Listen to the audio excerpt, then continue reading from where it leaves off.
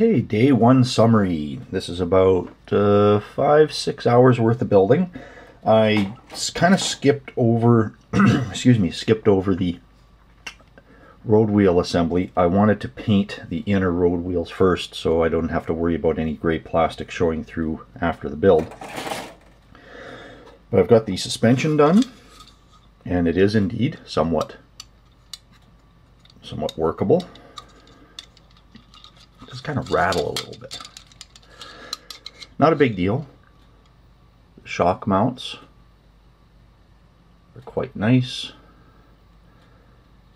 These little pieces in here are little end caps. They're separate. They cap where the torsion bar goes in. Pretty straightforward, pretty easy. A little bit of cleanup, a little bit of puttying. Probably won't see any of it. One thing I did notice that was rather interesting when I was building, I noticed these two locator pin marks, and there's nothing in the instructions to indicate what they're for. Although, when I look at this copy of Panzer Tracks, this is the bottom of the Panther II hull, there's a proprietary tow hitch that goes on the Panther II. Now this is also missing from the Dragon kit completely. There's not even locating pins. So this is rather hopeful that that is going to be put on there when they release their Panther II in March. The lower hull, like I said, was pretty easy. Upper hull is coming along quite nicely. Photo etch was very easy to work with. Minimal folds. I did it with tweezers.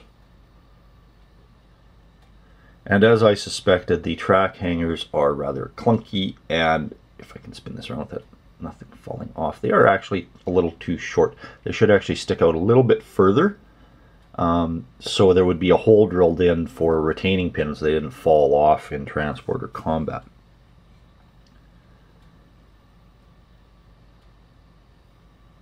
And the driver's side. There's a little bit of a sinkhole in the clevis there. I just filled it with some super glue. Oddly, the cleaning container is supposed to have a right-angled chunk of angle iron on it. It actually shows it in the instructions as molded on, but it's not on the part, which I thought was rather odd. And again, the tracks. Tracks are rather nice. Nicely fell off. So I was wrong. There's not 4 pieces. There's actually 5, because the cleat section, actually there's 2 different ones. If you notice, there's a narrow end and then there's a wide end. So there's 2 different ones. I believe they're part numbers 2 and 5 on sprue T. So you got to make sure you put them in the right direction. Think of it as arrows pointing in either direction of where that main track link goes. But they go together fairly well. I've actually glued these fixed so they don't move, so they stay in the right position for the vehicle. But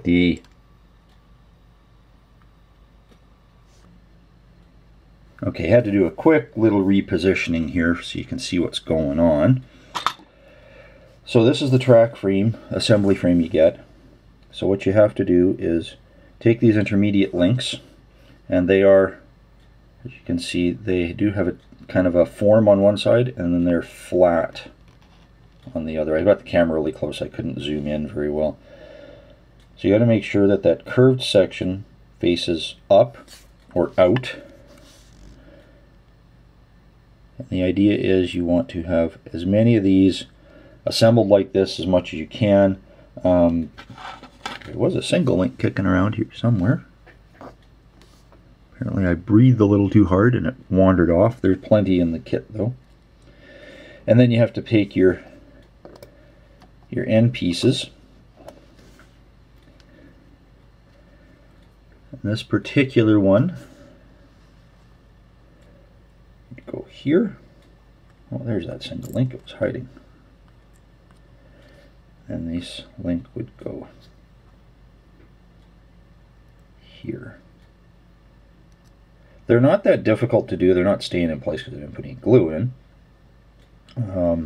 They're not difficult to do, it's just insanely tedious. This is going to take a really long time, and considering you're doing, what, 4 centimeters worth of tracks at a time, this is going to take forever, and you got to remember that whenever you leave off, you're going to have to leave like one or the other side off wherever your track ends so you can tie it together with the next one. You can make them somewhat workable. It is a bit of a pain, but yes, it is possible, including this little link. Now, what I found when I was gluing these, sorry for that, is I would put a dab of glue here and a dab of glue here, and then I would just leave the rest.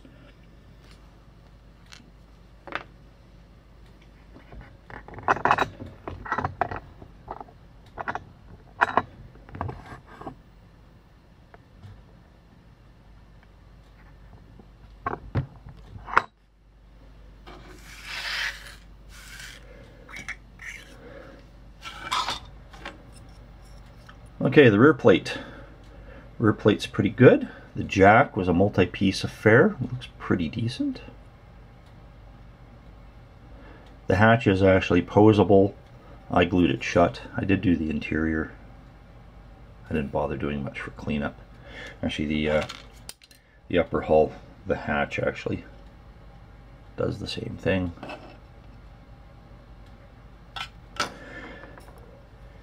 And then before I packed her in for the night, I worked on the mantlet. Just because of the molding limitations, because the mold, it's a 2-piece mold, you don't get any cast texture on the side. So I used my slow setting testers and a brush that I use for stippling.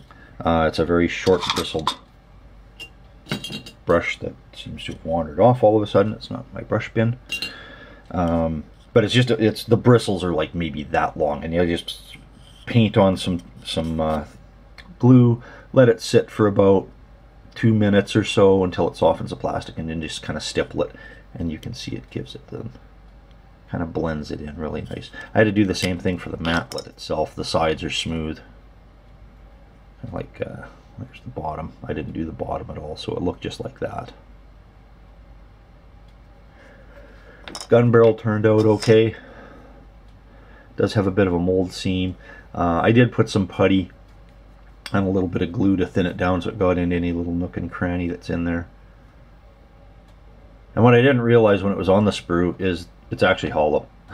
So I was kind of wondering, because this end was on the end where the end of the sprue is, and there was a kind of a hoop over top, so I knew it was hollow molded there, which I thought was rather strange, but yet it was hollow here, which I also thought, well, how the heck did they do that, because there was parts over here. So I didn't realize they'd actually made the whole thing hollow. That was kind of cool. But still, unfortunately, not rifled. So anyway, that's day 1. Day 2, I can't see this being more than 3 days total to do together, not including any paint. So moving on from there. Okay, day 2 of the Jagdpanther II build. There's not a whole heck of a lot left to go other than the tracks. That's going to be the biggest one.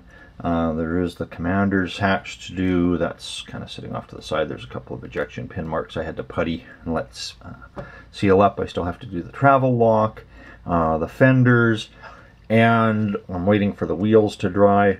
I found them a little bit of a pain to put together. They kind of have a pin and slot assembly, so each wheel is identical, and then they just have a pin on one side and a slot on the other, and you just kind of glue them together. But that's the only thing that really keeps them aligned, so you kind of have to eyeball them really carefully, and then as the glue sets, kind of rotate them and make sure that they stay level. Otherwise it's going to be really difficult to make sure they sit level on the ground without one looking higher than the other. So I'm going to let those sit overnight, sand those up tomorrow, and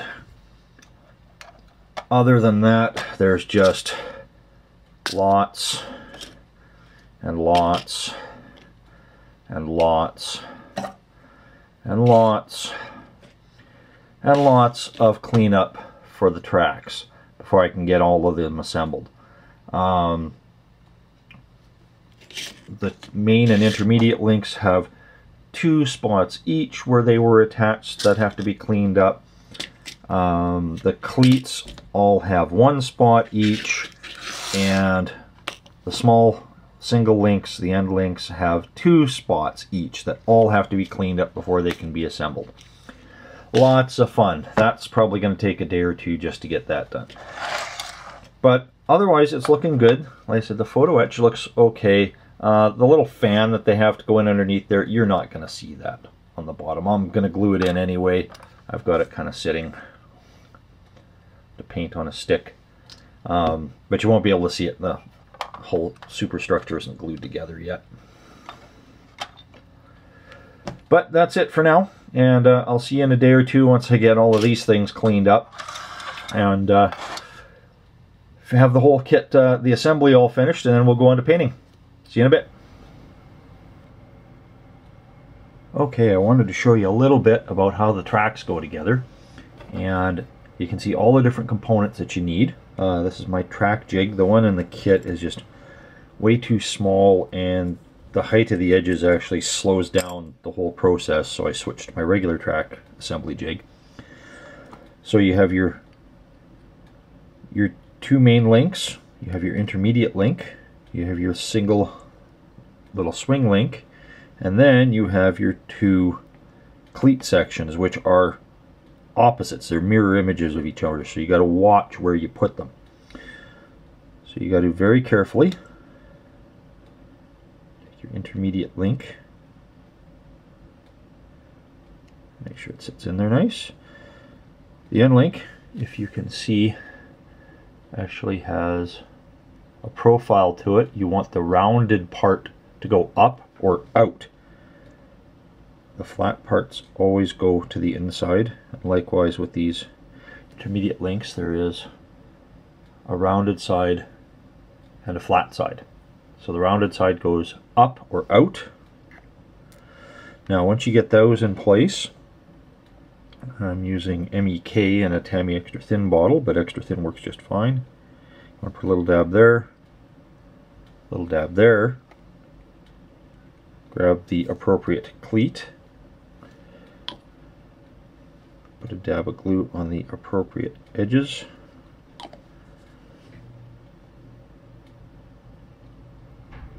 and dab and dab, and hopefully not hiccup or do anything that will disturb the rest of the run. And you just have to hold it down for the cement to start to grab, and it's good. And we do the same with this side. Grab this ahead of time.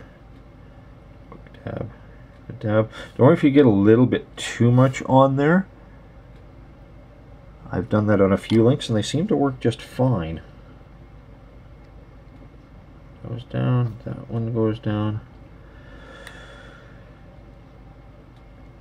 And that's how this gets assembled. Now if you do it in tiny little drops, you won't get any globs all over yourself, you won't get your part glued down, everything stays workable. I've done an entire link here, or sorry, an entire run, and they're all still workable.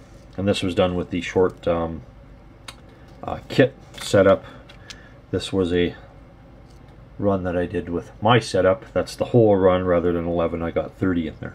So you just, it's not that they're difficult to do, they're just very tedious, taking them off the runs, doing all the cleanup, and then doing all the assembly.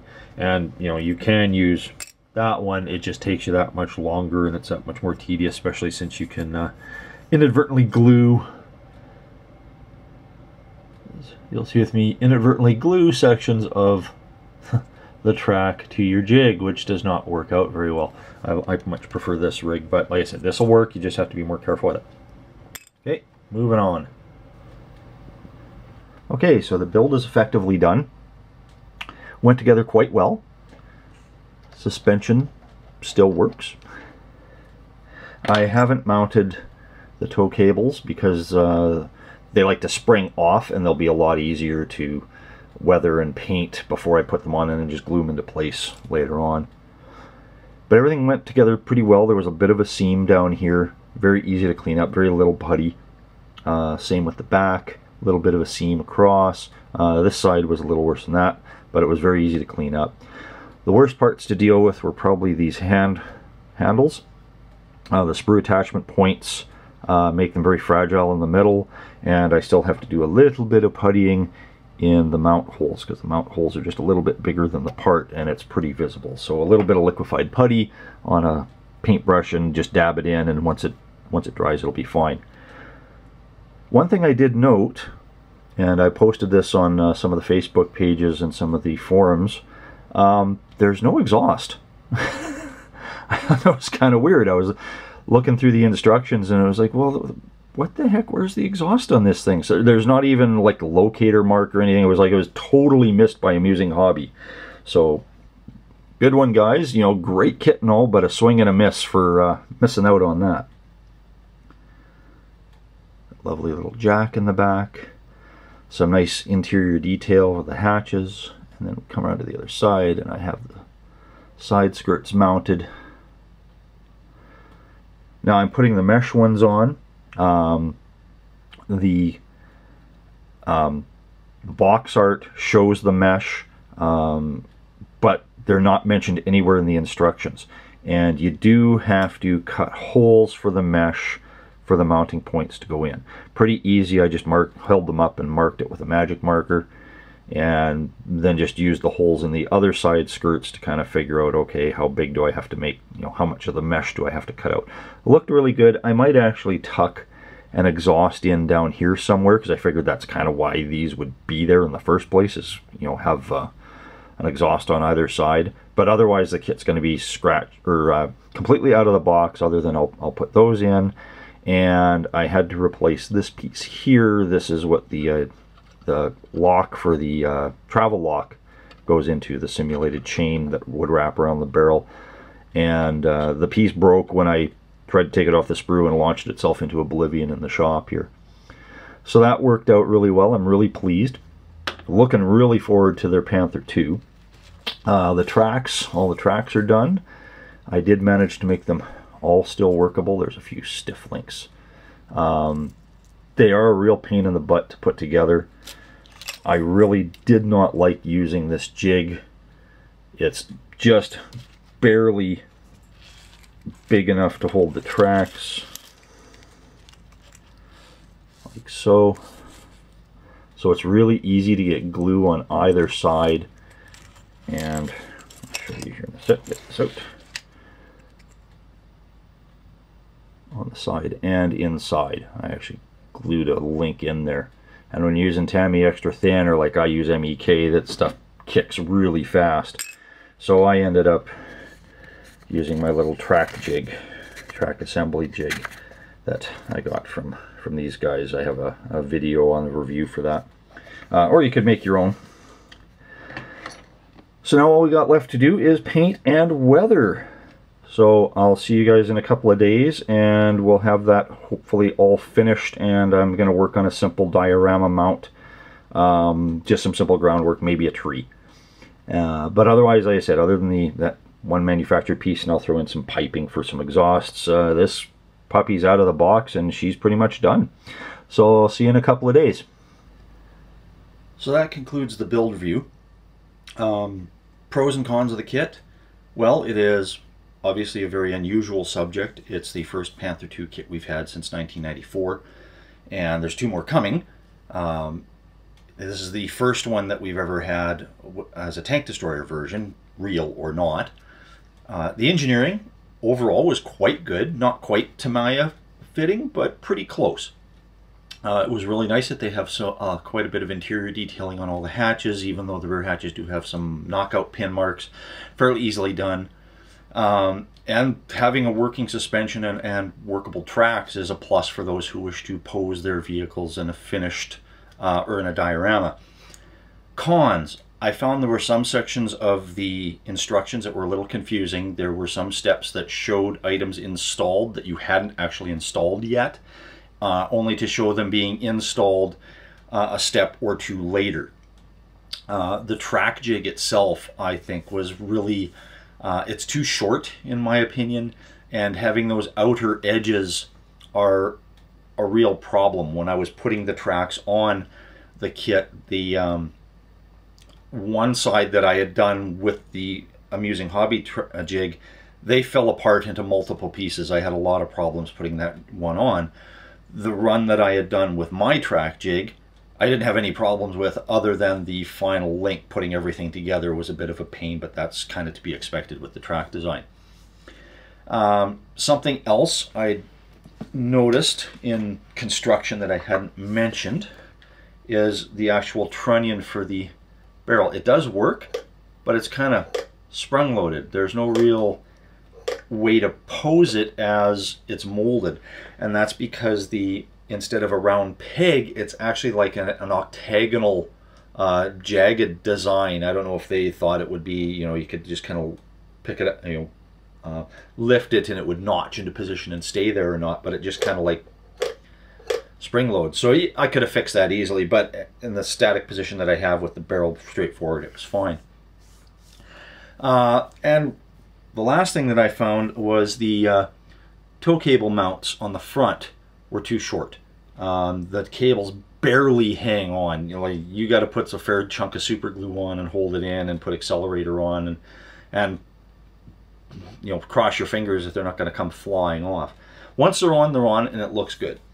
Overall, with the issues with the tracks, the complex assembly, and some issues with the instructions, if you're not a beginner, if you're an experienced modeler, you'll like this kit. It goes together quite well. I'd recommend it, with the caveat on the tracks being an issue. Yes, you can get furled tracks or Spade Ace or Master Club, but that's another 40-50 bucks on top of the price of the kit. That's already, I've talked to a few people, and that's a deal breaker for them, because they do not want to put together plastic workable tracks like this. They'd rather have rubber band tracks, which don't exist for this particular type of track, which is the King Tiger transport track. So again, recommended kit. I really enjoyed it. I'm not going to have any real finished pictures yet. I am working on a little vignette. Camera's not quite set up for you to see everything. I got some mud going on here and a figure I'm working on, so hopefully within the next week I'll have a final reveal video with some pictures of the vehicle all done up and ready to go. So again, thanks for watching. Like and subscribe for more updates, and if you have any constructive comments or questions, please in the comment section below. Talk to you later, guys. Thanks a lot.